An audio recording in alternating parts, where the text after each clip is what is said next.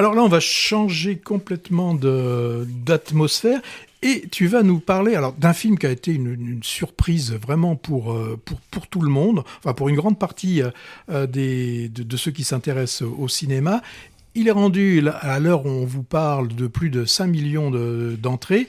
Et ce film, vraiment étonnant, moi je l'ai pas encore vu, Hervé l'a vu, il va nous en parler, et donc ce serait un petit truc en plus. Ouais, on se doit de parler de ce film phénomène du printemps, hein, qui a pris critiques, distributeurs, exploitants un peu par surprise, hein, avec son succès inattendu. Je veux parler de ce qui s'apparente pour 2024 aux intouchables ch'tis, d'il y a une vingtaine d'années.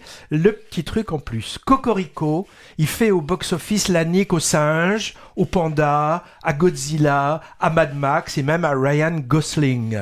Movies cause de tous les styles de cinéma, hein, du genre arrêt-essai pur et dur venu du Kazakhstan ou de Somalie, avec une préférence pour l'Iran, jusqu'au blockbuster américain ou autre, pour peu que la vision de ces films nous ait un tant soit peu intéressés. Moi j'étais curieux de voir ce premier long métrage d'Artus, je connais pas plus que ça, celui-là, et avec, c'est vrai, une petite appréhension, car beaucoup de comédies françaises se voulant populaires paraissent souvent lourdaudes, dans leur thème comme dans leur facture. Tu lèves le doigt, je te donne la parole. Oui, moi, le film annonce ne me donnait vraiment pas envie d'aller voir ce film. Alors je sais pas si justement je me souviens plus, je sais pas si j'ai vu. C'est pas terrible le film annonce. Bon, ça a été plutôt une bonne surprise, hein, avec un humour et une émotion auquel j'ai été sensible malgré ses réticences de départ. Alors l'histoire est assez simple, hein. Pour fuir la police après un hold-up dans une bijouterie, un hold-up dans une bijouterie, deux braqueurs pas vraiment pros, hein, père et fils, vont s'en sortir grâce à une confusion de personnes en s'embarquant dans un autocar qui conduit un groupe de jeunes adultes handicapés à un séjour dans un gîte ouvert. Nos deux intrus pieds nickelés vont devoir simuler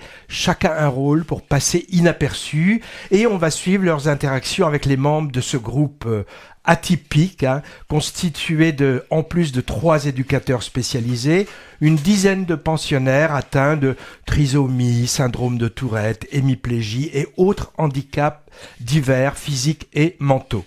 Alors le point remarqué du film, et il est connu car on en a déjà quand même pas mal parlé dans les médias, c'est d'avoir confié la plupart de ces rôles à des acteurs non professionnels porteurs de ces handicaps. Moi je le savais avant, et je redoutais un peu l'exploitation du côté freaks entre guillemets du nom du célèbre film de Todd Browning en 1932, tourné avec des personnes ayant de vraies malformations.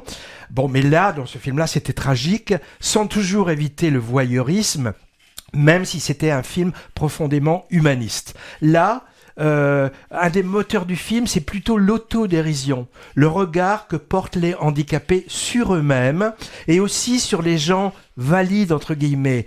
Il serait intéressant de savoir quelle a été la part d'improvisation et de répétition pour ces multiples scènes où les protagonismes sont filmés de façon très touchante, sans apitoiement du tout d'ailleurs, hein, avec même un côté presque cabotin parfois. Alors c'est évidemment un plaidoyer pour le respect, pour l'inclusivité, message qui peut pas faire de mal, hein. J'ai trouvé aussi intéressant que les thèmes du sentiment amoureux et même de la sexualité des handicapés ne soient pas passés sous silence, même si le côté sérieux du sujet est évidemment désamorcé car traité façon comédie. Franchement, on rigole, hein. Moi j'ai adoré le pensionnaire qui se prend pour Sarkozy, il est vraiment très drôle, hein. Rien de révolutionnaire question cinématographie, hein, mais c'est sans doute pas l'ambition. Et si on ajoute par contre de belles prises de vue du Vercors, je crois, et la découverte d'une super actrice, elle s'appelle Alice Beady, elle crève l'écran en éducatrice dynamique, le tout donne un bon spectacle à message sur la tolérance, efficace, fédérateur, pour lequel on peut comprendre l'engouement. À noter, c'était au départ un succès de province. Il était, par exemple, chichement distribué dans les salles parisiennes au début, hein. Il y a des films comme ça, hein, où le ratio d'entrée province-Paris est important. Un des derniers en date de ce type, c'était par exemple Les Baudins. Avec un petit truc en plus, on est largement dans la catégorie au-dessus. Alors, au rayon bémol, soyons un peu sévères quand même, hein, il y a bien des petits trucs en trop, comme quelques running gags poussif, un final trop larmoyant où l'émotion m'a paru forcée et je déplore le rajout de 2 choses superflues, le côté rom-com attendu et qui n'apporte rien, et aussi des scènes inutiles nous montrant ce que devient le jeune trisomique qui n'a pas pris le bus à cause du quiproquo de départ. Et là, on y croit moins. Et puis le gros truc moins, pour moi quand même, ce sont les chansons de Dalida, qui émaille le film, car un des protagonistes en est fan. Là, de mon côté, ça coince. Alors, forcément, à rapprocher du 8e jour, en 96, sur la rencontre entre un cadre sup incarné par Daniel Auteuil et une personne atteinte de trisomie 21, Pascal Duquesne. Les deux ont eu un prix d'interprétation conjoint à Cannes en 96. Artus a dit avoir été impressionné par ce film belge et y avoir pensé pour réaliser le sien. Autre référence, peut-être pour l'ambiance colonie de vacances déjantée, j'ai aussi pensé à Nos jours heureux, le premier long métrage de Toledano Nakache qui avait révélé Omar Sy au cinéma. Voilà pour le succès populaire du moment, voire de l'année. Franchement, si ce type de production fait venir en masse des spectateurs dans les salles, de toutes les générations, et peu habitués à s'y rendre, les statistiques des entrées nous apprennent ça, en fait, sur ce film, je dis tant mieux.